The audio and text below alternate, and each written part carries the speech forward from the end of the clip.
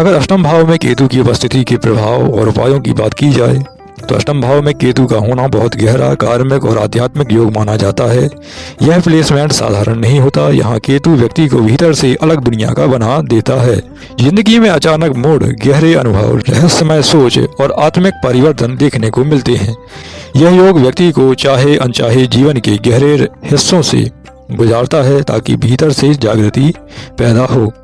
सीधे शब्दों को कहूँ तो यह स्थिति शुरुआत में भ्रम और अस्थिरता देती है, लेकिन अंत में समझ, मुक्ति और अटूट मानसिक शक्ति भी प्रदान करती है। यहाँ समझदारी और धैर्य बहुत आवश्यक हो जाता है। मुख्य पहलुओं की बात करें, अगर सकारात्मक पहलुओं की बात की जाए तो गहरा आध्यात्मिक रुझान, जीवन और मृत्यु के रहस्य को समझने की क्षमता इन लोगों में पाई जाती है।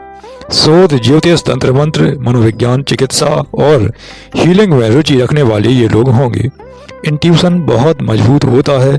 संकट में भी शांत रहने की क्षमता इनमें पाई जाती है। जल्दी मानसिक परिपक्वता इनमें देखी जा सकती है।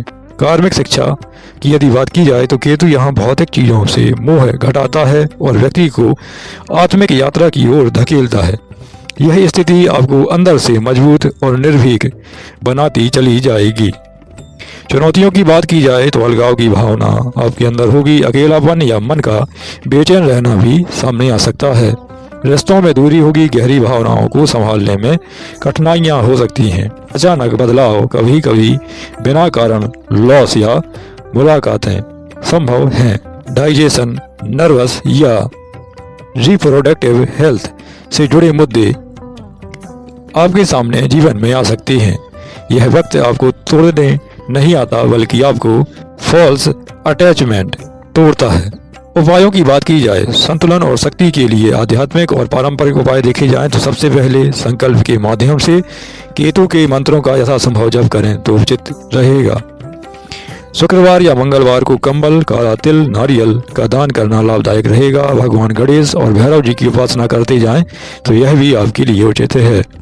व्यवहारिक उपाय देखे जाएं तो भावनाओं को दबाने की बजाय समझकर रिलीज करें, यह आपके लिए उचित होगा। गुस्सा, सस्पिशन और आइसोलेशन हमेशा टालते रहें तो उचित रहेगा। गलत संगति, नशा, एक्सट्रीम सिक्रेटिव बिहेवियर से हमेशा बचें। ग्राउंडिंग एक्टिविटी जैसे योग, ध्यान, प्रकृति से संपर्क बनाए रखें। खान पान और आदतों की बात की जाए तो हल्का सात्विक भोजन लेते रहें। पानी ज़्यादा पिएं। कैफीन और जंक कम से कम लें। चावल, नारियल, इमली बेनिफिशियल रहेंगे। दृष्टिकोण की बात की जाए तो आपके अंदर गहरी शक्ति है, बस उसे सही दिशा की आवश्यकता है, यह प्लेसमेंट कहता है। दुनिया में उलझने की बजाय सच को समझो। अपने डर का सामना करो और भागो मत। अपनी इंट्यूटिव और स्पिरिचुअल शक्ति का उपयोग अपने जीवन में जितना करेंगे उतना आपको लाभ मिलेगा। रिलेशनशिप में क्लियरिटी और ऑनेस्टी बहुत आवश्यक है, इसे बनाए रखें। कई लोग इस रास्ते से डरते हैं। आप यहाँ इसलिए हैं क्योंकि आपकी आत्मा मजबूत है।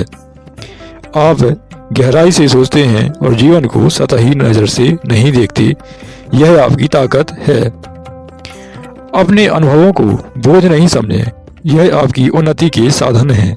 धीरे धीरे आपका जीवन बहुत स्पष्ट और मीनिंगफुल होता जाएगा। आपका सफर अनकॉमन है और आप उससे बड़े बनने वाले हैं। स्वयं पर भरोसा बनाए रखें।